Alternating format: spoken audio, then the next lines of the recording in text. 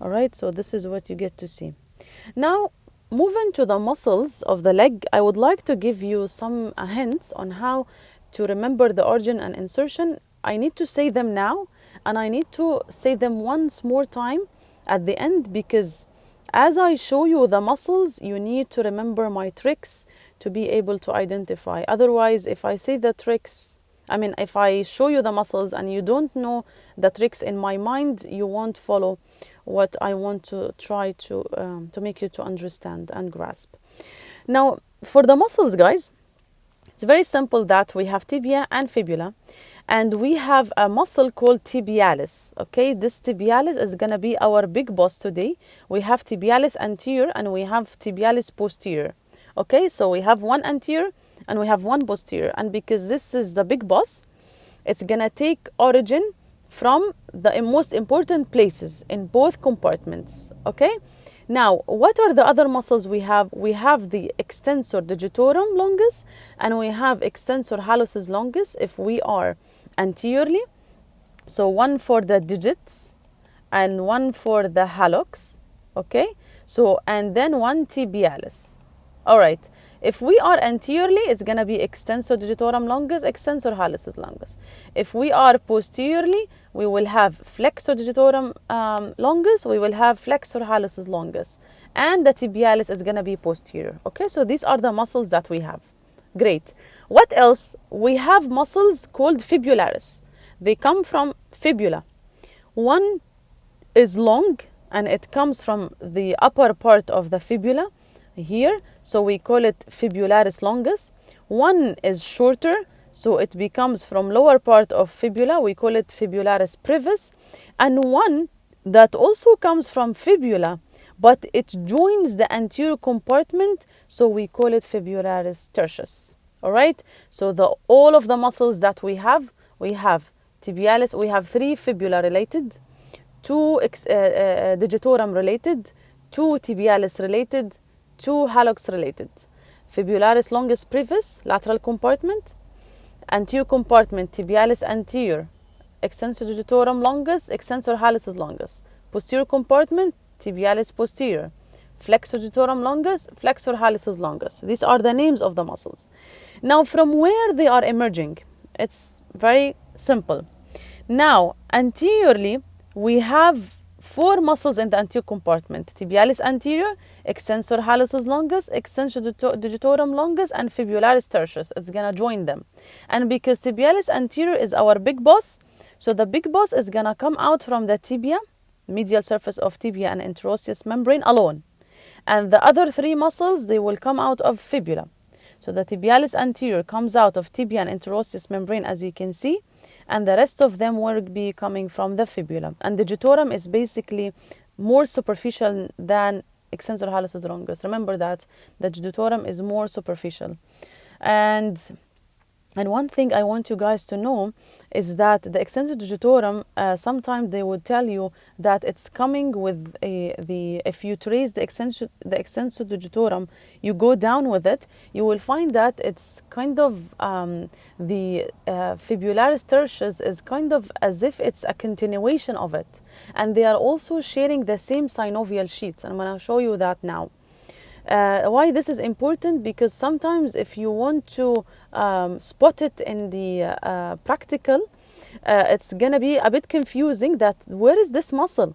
It's actually a continuation of it. So if you continue looking at the extensor digitorum longus, you will find the fibularis tertius is kind of sharing with the extensor digitorum longus its origin. All right, we're going to talk about that again as we proceed. Now, the big boss was coming from tibialis anterior, and then the other muscles are coming from fibula, and then posteriorly, okay, we have a big boss, which is tibialis posterior, and because it's a big boss, it's going to come out of tibia, fibula, and interosseous membrane. And then I have 2 muscles, digitorum and hallux. From where they are going to emerge, remember guys, the hallux muscle, it's going to come out of fibula. Okay, so all hallux muscles are coming from fibula. Remember that all muscles going to the big toe or big thumb, they are coming from the smaller bone. Okay, So the flexor hallucis longus is gonna come out of the posterior surface of fibula, and the flexor digitorum longus is gonna come out of the posterior surface of tibia, and the tibialis posterior will be from both. Now, what about fibularis longus and tertius? We talked about it. We said it's coming from the upper 2/3 of fibula laterally and lower 2/3 of fibula medially. Okay, guys, so now you know anterior compartment, the big boss tibialis anterior, comes out of tibia and interosseous membrane and the rest of the muscles from fibula. Laterally, you have fibularis longus and brevis. Longus is more superficial, it's more above. And fibularis brevis is more below and it's deeper. Well, I'm going to show you that. This is just a general idea and we will see it now. And posteriorly, you have 3 muscles, one big boss coming from everything, and one hallux, one digitorum, the hallux from the fibula and the digitorum from tibia. Now, what is the insertion is going to be? It's very simple. If it's digitorum, it's going to go and insert into the distal phalanges. What about the hallux? It's going to go and get inserted into the distal phalanx of the hallux toe. Now, what about tibialis anterior, posterior, fibularis longus, brevis, and those stuff? I have a nice thing for you. Now, tibialis anterior and fibularis tertius are in the anterior compartment, right? These are in the anterior compartment. The tibialis anterior will insert into the base of, we have here, 1st, 5th metatarsal bones kind of rule. The most important muscle of the anterior compartment will go to the 1st. The less important will go to the 5th. That applies also for the lateral compartment. Now, what about the posterior? Oh my God, posterior is a very big boss. It's gonna be opposite to them. I will tell you how. Now, let's go back to the anterior compartment. Who's more important? Tibialis anterior or fibularis tertius? Of course, tibialis anterior. So tibialis anterior will go ahead and attach to the base of 1st metatarsal bone. What about fibularis tertius? It's less important. Okay, so it's gonna go to the base of 5th metatarsal bone. Great. What about the lateral compartment? I have fibularis longus and brevis. Who's more important? Of course, the longus. The longus, you guys, is a very important muscle. This muscle goes all the way from the upper 2/3 and it goes all the way down. It holds the transverse arch and it goes to get attached to the base of the 1st metatarsal. Can you imagine how the journey is very important for this muscle? And it goes with its tendon to go all the way down and attach to the base of the 1st. Of course, this is gonna be from down. So if something is coming all the way from down, like here, fibularis longus, it goes all the way from down to the base of the 1st metatarsal. Imagine this course. How is that important to hold your transverse arch of the foot? This is a very important muscle in the support of the transverse arch of your foot, and we're gonna talk about that. But I want you from now to remember this. And of course, tibialis anterior is important. Any guy who is going to the base of the 1st metatarsal bone is going to be very important in holding the arches of your foot. Tibialis anterior is a very important muscle to support. Fibularis longus, this is tibialis anterior, is going to be very important. Both of them are going to the 1st metatarsal bone. And then the fibularis brevis is going to be less important, so it goes and attaches itself into the base of 5th metatarsal bone. So remember, we have digitorum going to the digits, hallux going to the distal phalanx of the hallux, and then anteriorly we have one important muscle going to the base of the 1st metatarsal, one less important to the base of the 5th, and laterally we have the fibularis longus and brevis. Longus is very important and brevis is less important, so the very important is going to go to the 1st, and then the less important is going to go to the 5th. They are all important in the support of your arches, but most important muscles would be tibialis anterior, fibularis longus, and tibialis posterior. Now, what about the tibialis posterior, guys? Think about it. Tibialis posterior is a very important muscle. It goes to attach to all tarsals and to the bases of all metatarsals that are not included in those guys. So this is 2nd, 3rd, and 4th. So can you imagine how this is a big boss? It doesn't like to become like anyone else. So that will help you to remember that tibialis posterior, it goes to attach itself into all tarsal bones and to the bases of the metatarsals of 2nd, 3rd, and 4th. So with that, everyone knows the origin and insertion, blood supply innervation of the leg muscles plus the names. Let's go ahead and put all this information that we know in the cadaver pictures. But before we get down there, there is a very important note. I want to say it now. It was supposed to be mentioned in the foot videos, but I would like to say it here because that will give you a very important hint on how to identify the muscles of the leg. So that's why I will say it here, and then we will say it again later on. Now we have a mnemonic, guys, and that mnemonic is related to our beautiful friend Talking Tom. So that picture was taken from Talking Tom application. So we have a mnemonic, and that mnemonic is the structure that run deep to the extensor and flexor retinaculum. One of them is Tom has dogs and pigs. These are the muscles deep to the extensor retinaculum, and you will have Tom does hats.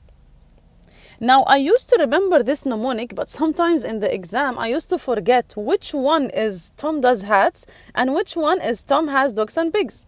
So I decided to bring you a picture that shows you that the dogs and pigs, of course, both of them are dogs, but just remember that the mnemonic, they are in front of Tom, in front of Tom. However, the Tom does hats, he is doing different kinds of hats. This is behind Tom. What does that mean? You guys, your reference in extensor and flexor retinaculum is gonna be the medial malleolus. Now, if you have a medial malleolus, all right, the medial malleolus is coming from tibia, right? And this is the lateral malleolus from fibula. If the structures are anterior to you, it means these are structured deep to the extensor retinaculum because this is the dorsum of your foot. The Tom has dogs and pigs is the mnemonic medial to lateral. Remember, the both mnemonics are medial to lateral. Medial to lateral. Tom has dogs and pigs, medial to lateral. But the Tom has is gonna be anterior because they are in front of him, and Tom does, it's gonna be posterior to him, the hats. Tom does hats. So this is gonna be medial to lateral from medial malleolus deep to the flexor retinaculum, and this is gonna be Tom does hats. So what is Tom does hats and what is Tom has dogs and pigs? It's very simple. The Tom is the tibialis anterior because this is anterior to you, right? This is the anterior compartment, medial to lateral.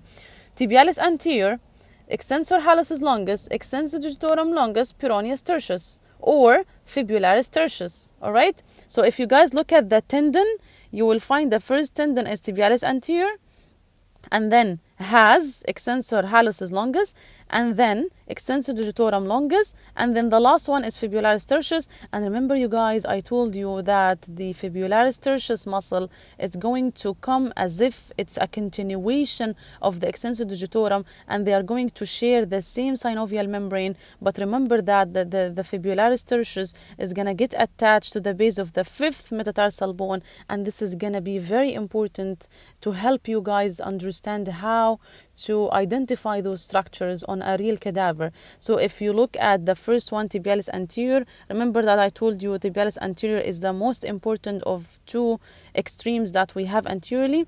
The extremes are the people outside our rule, and the rule was the hallux goes to the hallux, digitorum goes to the digitorum, to the digits, but we have tibialis anterior and peroneus tertius. One goes to the first metatarsal base and one goes to the fifth. And remember also again the fibularis tertius is going to share the same synovial sheath with the digitorum, and that's going to give you a hint on that these two muscles are actually attached proximally.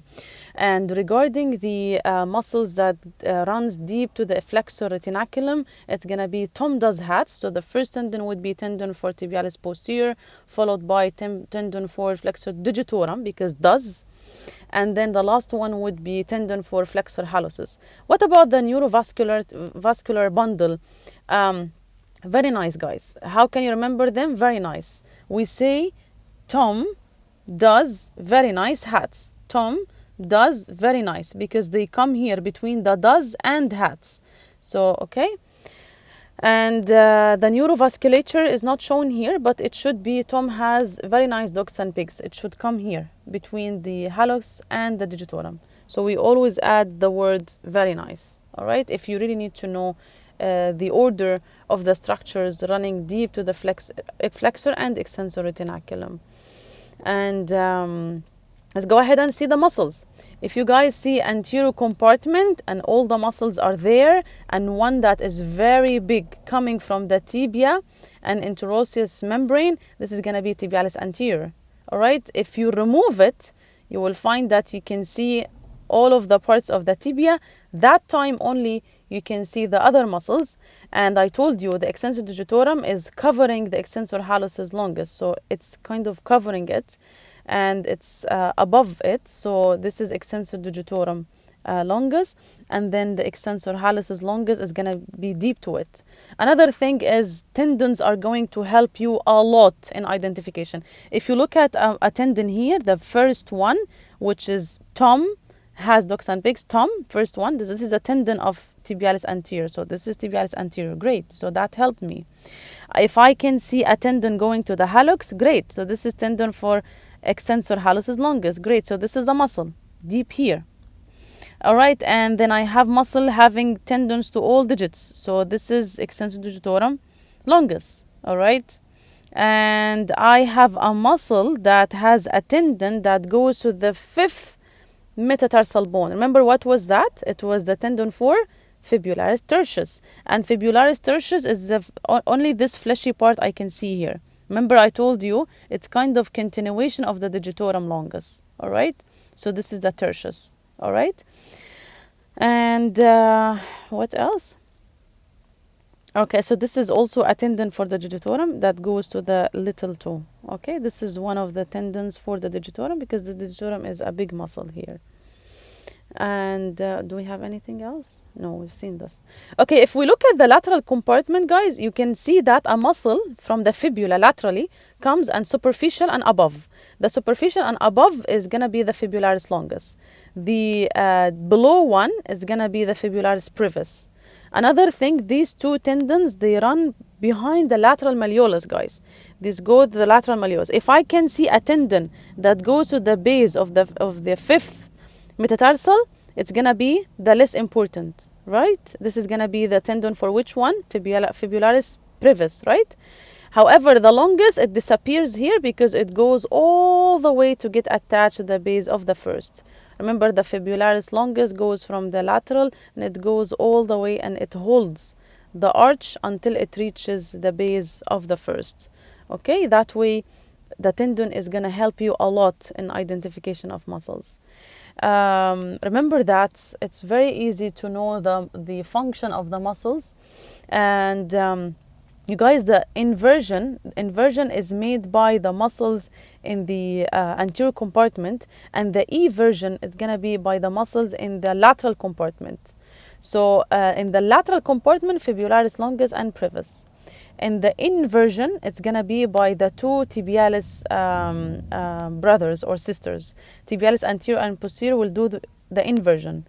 Now, people in the anterior compartment will do dorsiflexion. It's very important that these muscles, you know, if I have muscles anteriorly and they are holding my foot, they are pulling my foot up, this is going to be dorsiflexion. If I have muscles at the back trying to hold my foot, it's going to bring it into plantar flexion. So it's very easy to know the function of those muscles. Just do it on yourself. But remember that tibialis anterior is very important muscle in doing inversion and dorsiflexion, both of them. Inversion and dorsiflexion, because it's an anterior compartment muscle and because it helps the tibialis posterior to do inversion. Okay? And posterior compartment, if you look superficial to deep dissection, the very big muscle there is going to be the gastrocnemius.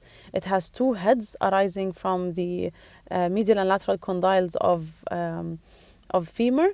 And if you remove it, you will find the soleus. Soleus is if you are trying to draw a kind of, let's say, a feather or something, nice drawing. The soleus goes like that. Okay, it has a soleal line in the posterior surface of tibia, and it also arises from the posterior surface of head of fibula, and it comes down from fibula. So if you look at this line, and you look at this, you will find that this is all origin for soleus muscle. Once you remove them, you will find a small muscle called plantaris. Remember, plantaris is a small muscle. Sometimes I feel like it's a sister for the popliteus muscle, and it's really a sister because both of them are small. Both of them are coming from the lateral part of the condyle.